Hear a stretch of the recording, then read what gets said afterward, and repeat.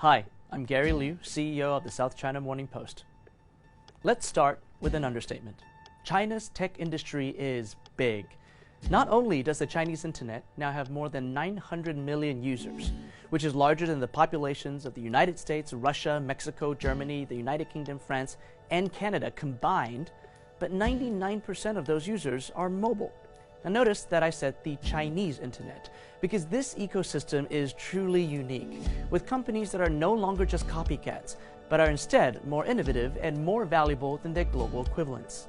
Let's look at 3 key trends in China's tech industry that is worth watching over the next year.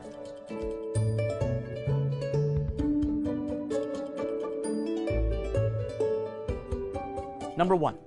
COVID-19 will leave a lasting and transformative impact on China's internet and technology sector. The pandemic has dramatically shifted media consumption behavior across China, driving record-high internet and app usage. Pre-COVID, Chinese users spend an average of 5.6 hours per day on the internet. And during COVID, that number spiked to 7.2 hours. More importantly, the number of monthly active users for specific categories of apps has surged. Work productivity apps saw an increase of 308 million users. Short-form video apps saw an increase of 123 million users. And educational apps saw an increase of 79 million users. That number is larger than the entire student population in the United States.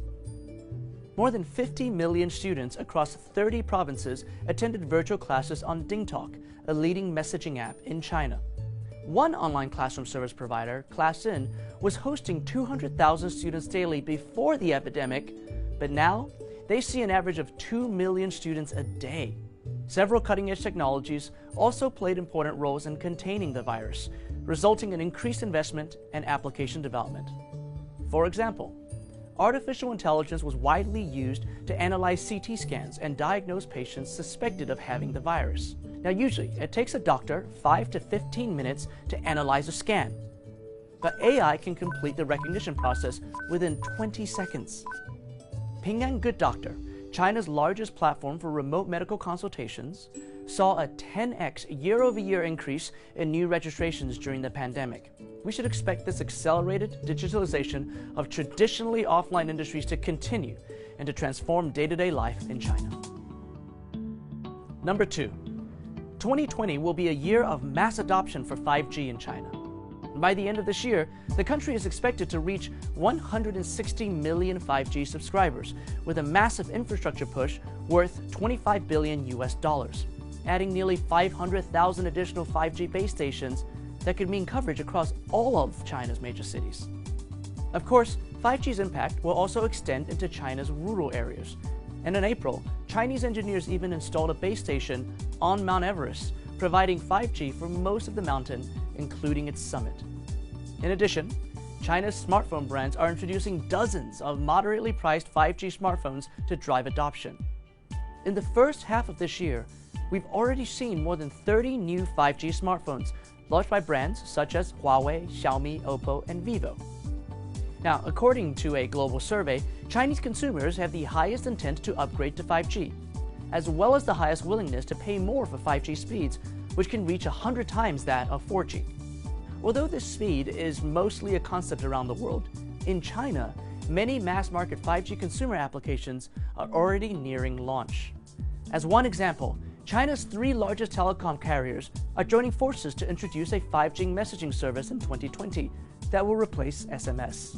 Users will be able to exchange text, photos, video, and audio at 5G speeds directly through the network messaging protocol. But of course, 5G means much more than just faster download speeds and reduced latency. It will be the connective tissue that enables truly smart cities, fully autonomous vehicles, remote surgeries, etc., etc. Honestly, it is the backbone of the next quantum leap in technology, and China is off to a running start. And number 3. Live streaming continues to evolve and expand in China, where it first gained momentum in 2014, primarily around gaming, sports, and teen culture. It then became explosively popular for commerce, mostly being used to sell fast-moving consumer goods like beauty products. Case in point, the country's most important beauty influencer is a man named Li Jiaqi, otherwise known as the King of Lipstick, who rose to fame through live streaming and once sold 15,000 lipsticks in under 5 minutes. Now, live streaming is being used by all kinds of traditional industries to increase sales, such as in real estate, automotive, and travel. In April, China's live streaming sales queen, Via, even managed to sell a $5.5 million rocket launch service. Recently, we're also seeing more and more tech executives and entrepreneurs becoming live streaming stars themselves.